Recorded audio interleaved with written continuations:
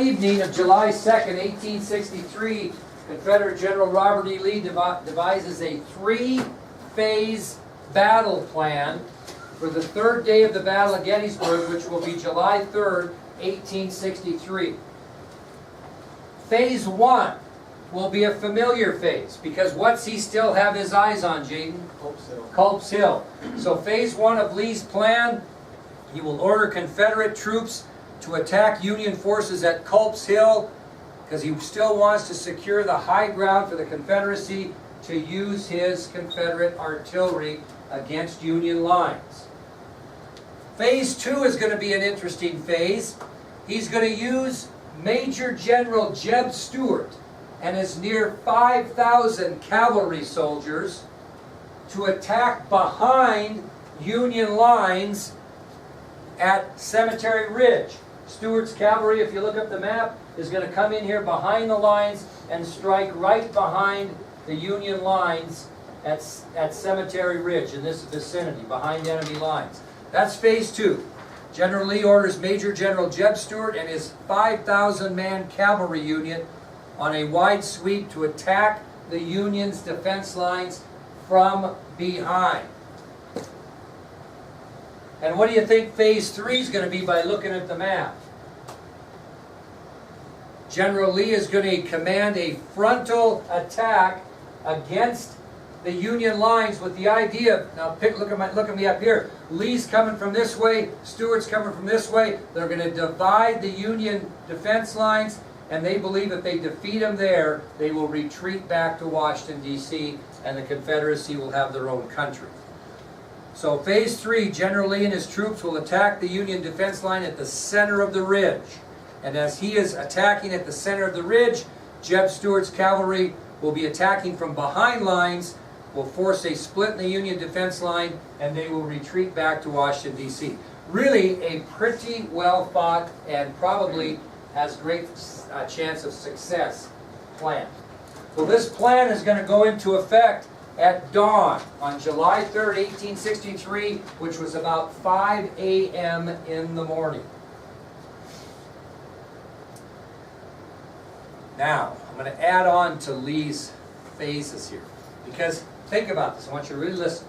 The next morning, while they are fighting like crazy to try to secure Culp's Hill, Lee decides he's going to soften up this Union defense line before he does the frontal attack as Stuart is coming in from behind.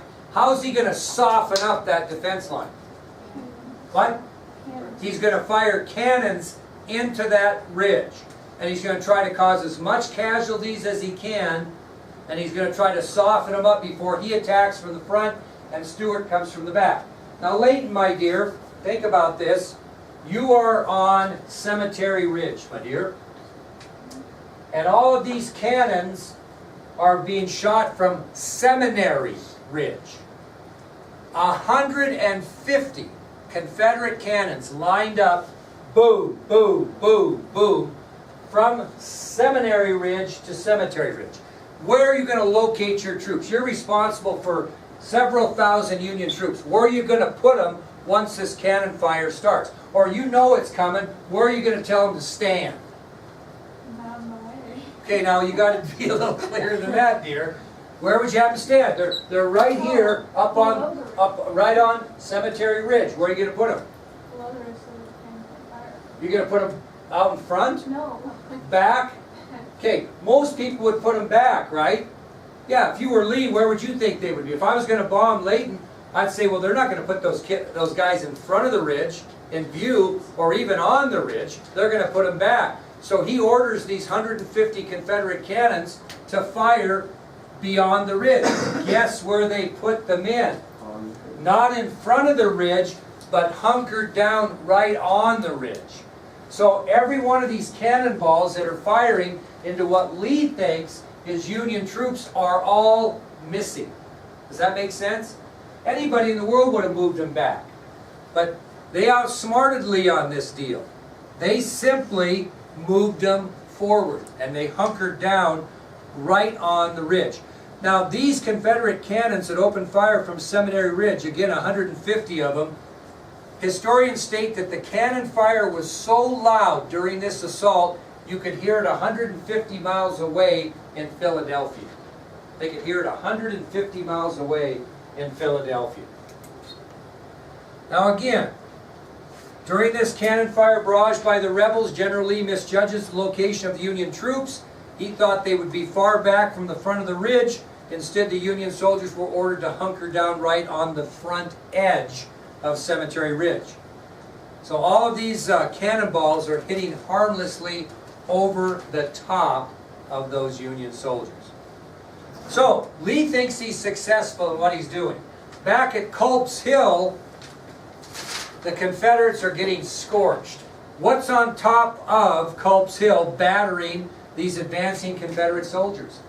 Cannons, artillery fire, along with the fact that the infantry's coming down the hill and hiding behind trees and such and firing at them as they come up. It is a slaughter. It is just an absolute slaughter. The Confederate assault on Culp's Hill makes very little progress with great loss of life.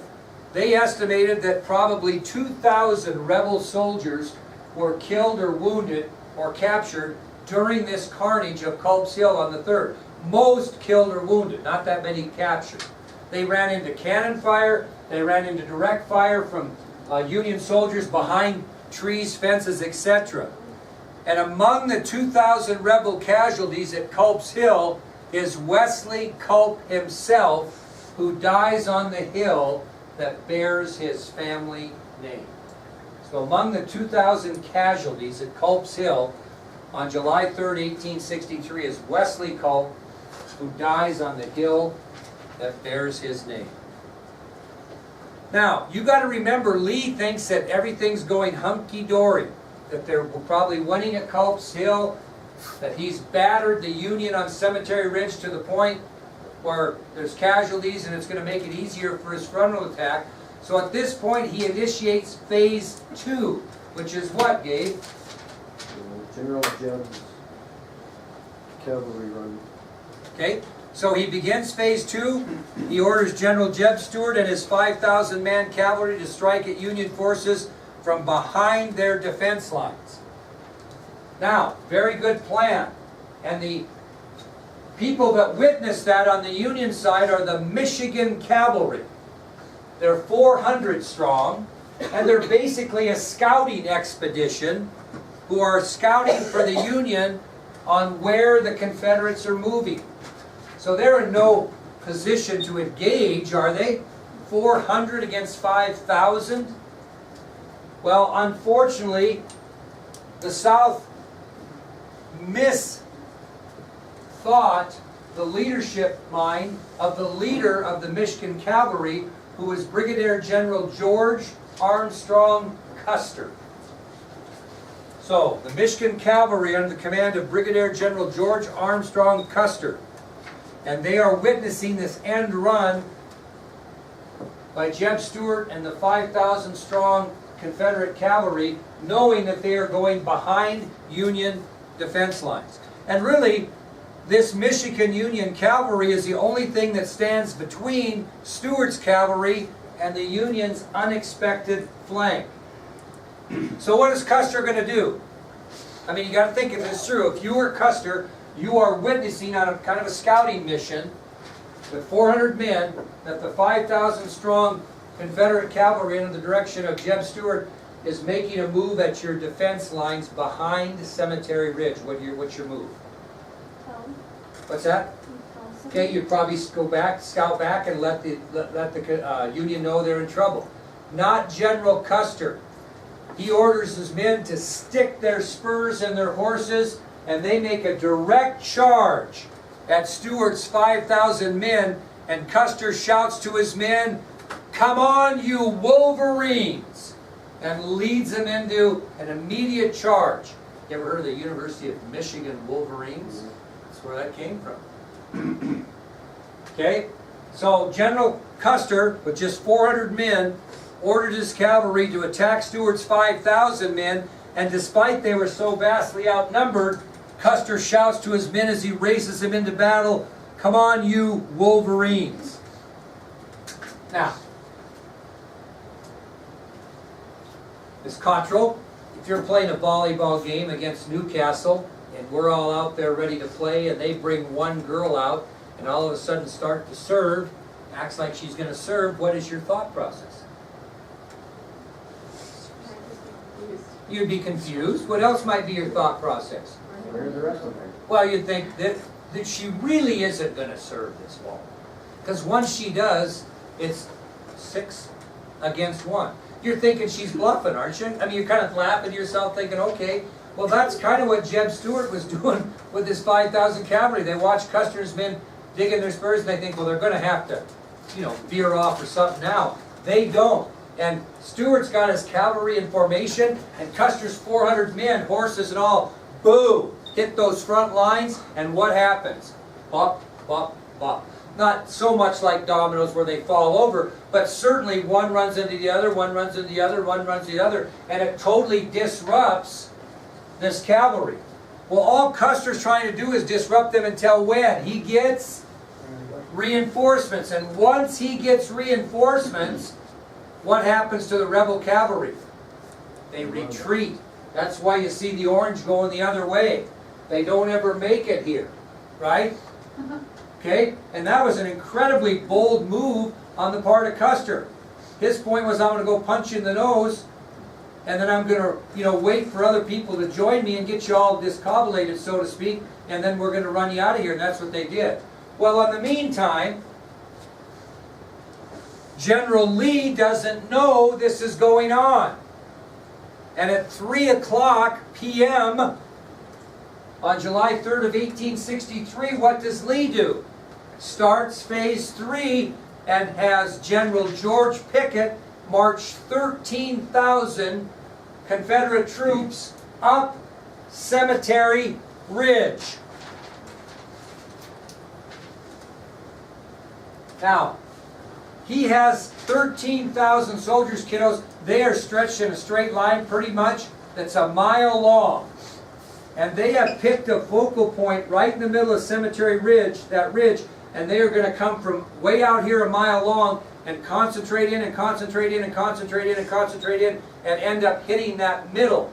Who they think on the other side of the ridge in the middle is Jeb Stuart, and he's not there.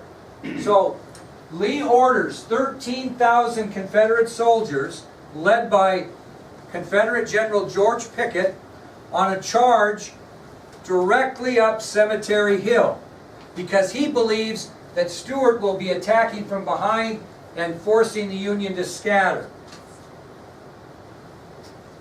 Now, this charge by General George Pickett will go down in American Civil War history as Pickett's Charge. Pickett's Charge, up Cemetery Ridge.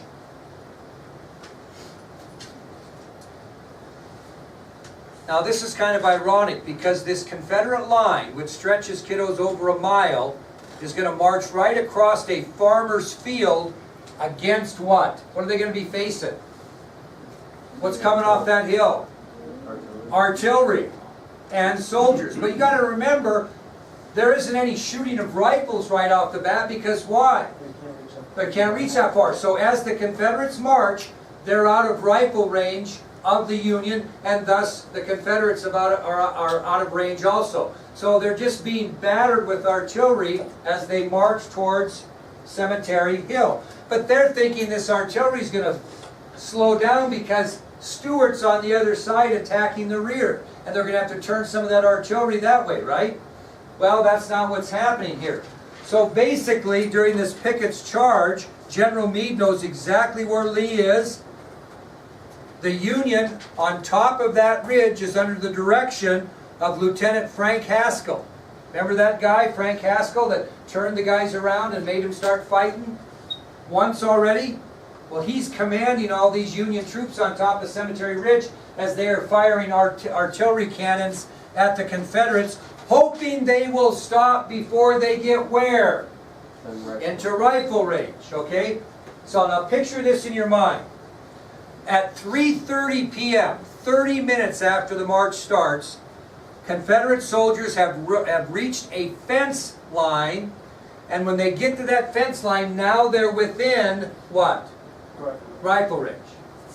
the thing that's crazy about it is in that 30 minutes that they marched from the start of their march to the fence line where they're now in range, they lost almost 50% of their men, either killed or wounded. 50% of 13,000 is what? 6,500 approximately. They've lost almost half of their men in that march, the first 30 minutes under that artillery fire. Well, these Union soldiers are just sitting there watching this, right? These infantry soldiers, are they doing anything but watching? And they're watching these Confederates come closer and closer. They're watching 50% of them get annihilated until they get to that fence. Well, these Confederates get to the fence, you think they turn around? They keep marching, and these Union soldiers panic, these infantry, and they start to turn and retreat because they're thinking, are you kidding me? Now they're within shooting range of us, and they're still coming. Not all of them, but some Union soldiers panic and start to turn and retreat. This is when Union Commander Lieutenant Frank Haskell ordered the Union soldiers to turn around and get back to their skirmish lines. And he even said to them, get back or I will fire, turn around and fire or I will cut you down. So he even threatened to shoot his own Union soldiers if they didn't turn around and get back to the fight. They were terrified because these Confederates just kept coming, despite the tremendous casualties they were facing as they came up the hill. Well, he gets his men to turn around, and now the rebels are just in tough shape. Okay? They dig in, waiting for what? Because they think he's just late. What? Jeb Stuart. They dig in on the hill, kind of dig down and wait, because they're thinking Stuart evidently must be late. Well, guess what? He never shows up. Never shows up. So Pickett's charge, after the Confederates figure out he's not going to show up, what does Pickett's charge quickly become? Pickett's retreat. Absolutely, Pickett's retreat. The Confederates have lost at Gettysburg. The battle that we just talked about determined the winner. That battle lasted a little over an hour. The one we're talking about from Pickett's charge on. 7,000 Confederate troops killed, wounded, or captured. Mostly killed or wounded during that 1 hour of fighting on Pickett's charge. 7,000 rebels killed, wounded, or captured. Now here's something ironic. You know that field that the rebels marched across to get to Seminary Ridge? That farm, that field, belonged at the time to a free slave. Belonged to a free slave. 7,000 casualties for the Confederates. All in all, in the 3 days of Gettysburg, it was estimated that 50,000 soldiers on both sides were killed, wounded, or captured. 50,000. How many were there? 175, right? 75 Confederate, 100 Union. 50,000 were killed, wounded, or captured. Now I want you to picture in your mind the town of Gettysburg. This is what it looked like. First of all, it was burnt and in ruins. This quaint little town of Gettysburg that supported 2 colleges, right? 2 colleges. Was burnt and in shambles, in ruins. What about the crops that were being grown in the surrounding areas around Gettysburg? Completely devastated. And you can picture this in your mind. The corpses of over 10,000 men on both sides either littered the streets of Gettysburg or the field that surrounded the town. 10,000 corpses littered either the streets of Gettysburg or the field that surrounded the town. Now becomes the 4th major tactical mistake of the Civil War. And what is it, Carla? What's the 4th tactical mistake that occurs now, after the Pickett's retreat? Caitlin? General Meade did not pursue the Confederates back to Richmond. And because of that, Lincoln is very much dismayed, President Lincoln. We have made the fourth, they had made the fourth tactical mistake in the Civil War when General George Meade did not pursue Lee back to Richmond and continue his assault. What did Lincoln think about that? I'll read you his quote. You tell me what he's saying. You don't have to write it down. This is what Lincoln was later quoted as saying. Our army held the war in the hollow of our hand, and they would not close it.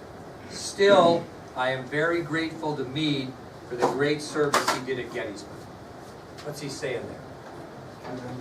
I appreciate him not losing a war that would have lost the war for us. Doggone it, we had victory right in our hand and didn't close it. 4 months later, on November 19th, 1863, 4 months later, on November 19th, 1863, after all the soldiers that were killed at the Battle of Gettysburg were gathered and buried, Lincoln traveled back to the battlefield and dedicated a national cemetery there.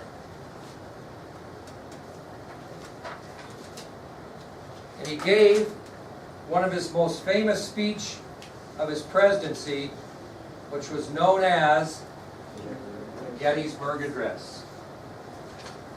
77 years ago, our fathers brought forth on this continent a new nation, conceived in liberty and dedicated to the proposition that all men are created equal. Now we are engaged in a great civil war, testing whether that nation or any nation